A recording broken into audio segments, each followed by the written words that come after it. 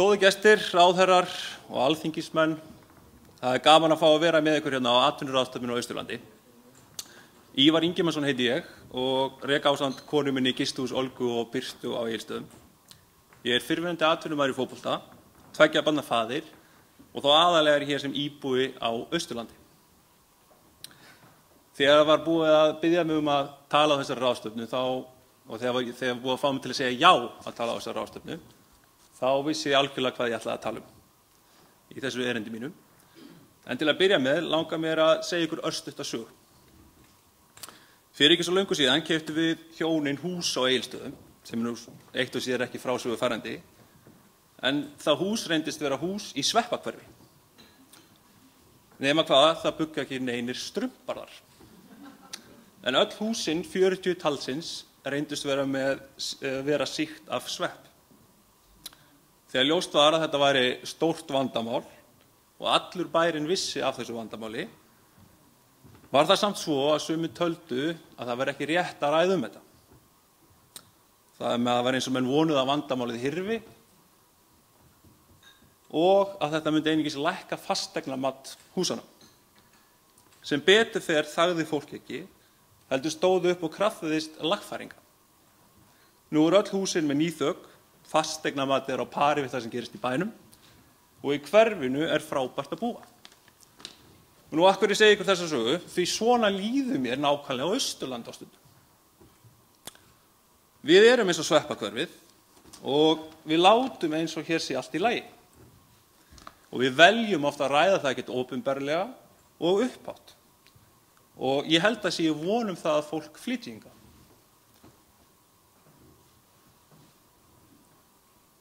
En það bara ekki þannig. Okkur ekkert að takast að plata fólk til að flytja hingað, en samkvæmt tölum Fagstofunnar okkur að fækka, sérstaklega þegar litið til landsmeðaltals. Fólk veit alveg að það ekkert alveg allt í lagi á Austurlandi. Alveg eins og fólki vissi að það var ekki í lagi með húsin í sveppahverfinu. Ég á því að það fari saman góðar aðstæður til að reka fyrirtæki og svæði þar sem fólk vill búa og getur búið. Á slík svæði flyst fólk sem aftur gerir heimamarkaðinn stærri og sterkari. Þjónustan eykst og allt vinnur þetta saman. En vandamálið að Austurland ekkert að vaxa. Austurland stendur í stað og að standa í stað meðan heimurinn á fleygiferð svona jafngildi þess að fara aftur á bak. Og á þannig svæðum ekkert skrítið að lítið sem stofnaði nýju fyrirtækjum. En nýskráning fyrirtækja á Austurlandi ár eftir ár ver undir landsmeðaltal.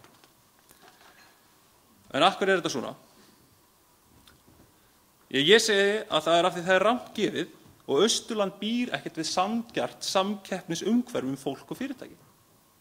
Svæði sem lengst frá Reykjavík þá líka lengst frá þjónustunni, aðstöðunni og markaðnum.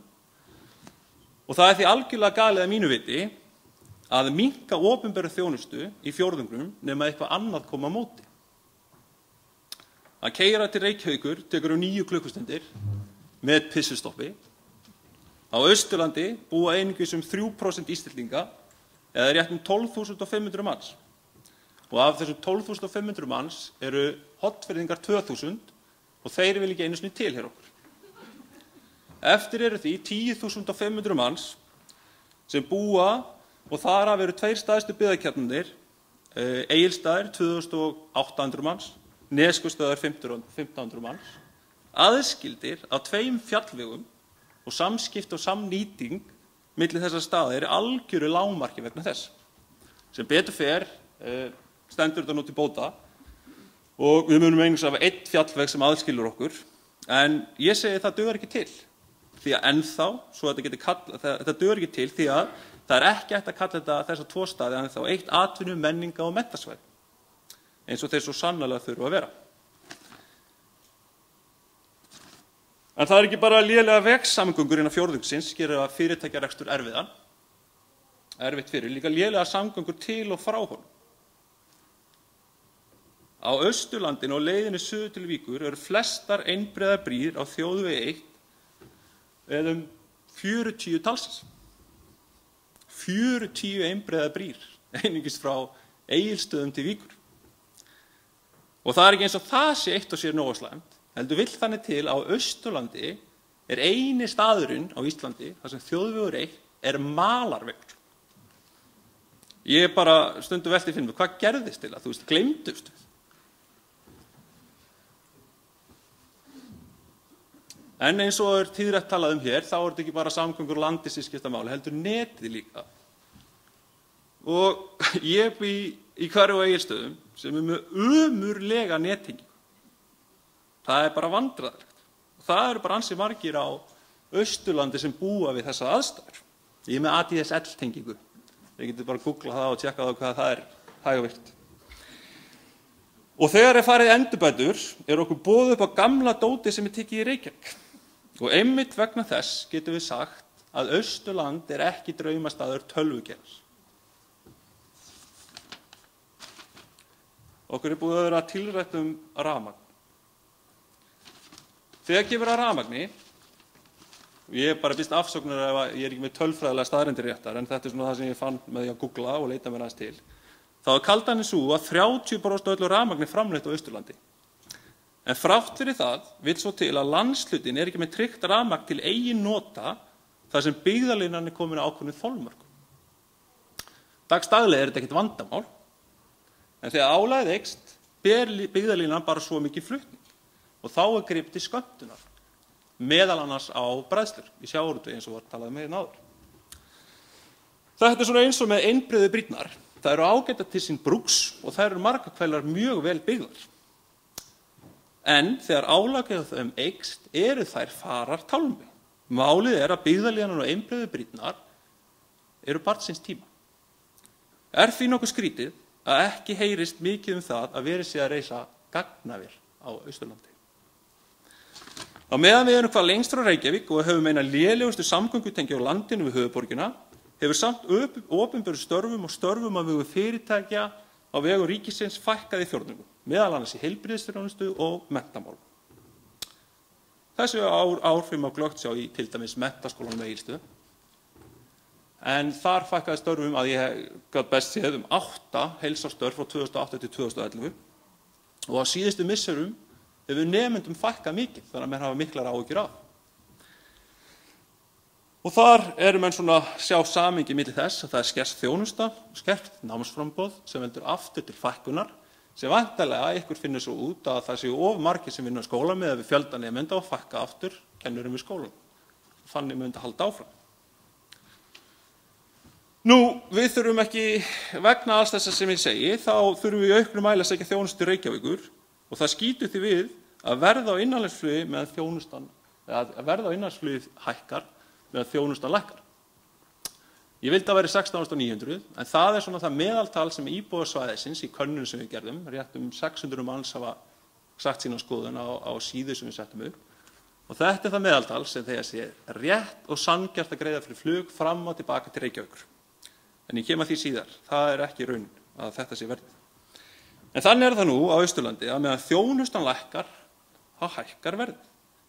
Og ég segi að þetta góð þróun fyrir flugfélag Íslands. Það lítur að vera fínt að reka flugfélag á Austurlandi. Meðan þjónustan lækkar, þá hækkaði verðið. Og ég hugsa bara, hvað ætli almennt verð hjá þeim endi eiginlega þegar búið skera niður alla opinberu þjónustu störfu á Austurlandi. Mann bara hryllir við hugsuninni. Í dag þurfum við að sækja læknisþjónustu sem aðra opinberu þjónustu í auknum mæli suður því við höfum ekki efni á að reka út á land okkur sagt. Á sama tíma höfum við sem hér búum ekki efni á að fljúga suður til að nýta okkur þjónustuna sem við þó þurfum svo mjög og leggjum svo sannarlega okkar á mörkum til að búa til. Almennt flugfargjald upp á 52.000 krónur. 52.000 krónur fyrir einstakling til Reykjavíkur fram og tilbaka galið. Og það hljóta allir að sjá það. Og þetta veit fólk sem þarf að borga sitt eigið flug.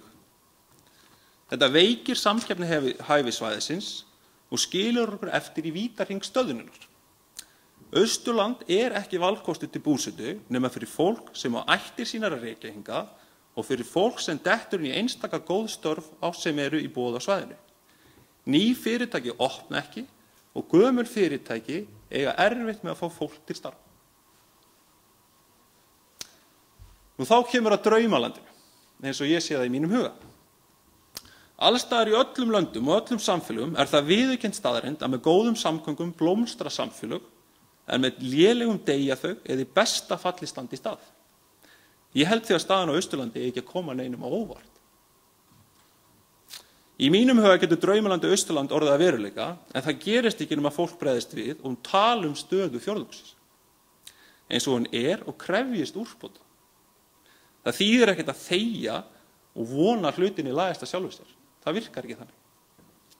Draumalandið Austurland staður þar sem fólk og fyrirtækjum gefin kostur á að starfa á jafnréttisgrundvelli og skapa sína eigin gæði. Í dag okkur einfaldlega ekki rétt gefið og ég vil meina að fámenni sé viðhaldið á Austurlandi með aðgerðaleysi. Það þarf að gefa upp á nýtt og leggja kraft í að bæta samgöngur í og inn úr fjórðungnum og byrjunin væri að gera innanlandsflug að almenningssamgöngum á verðum sem almenningur hefur efni á. Það myndi strax bæta stöðu íbúa og fyrirtæki á svæðinu og gefa okkur tækifæri að vaxa og dafna eins og við svo viljum. Takk fyrir.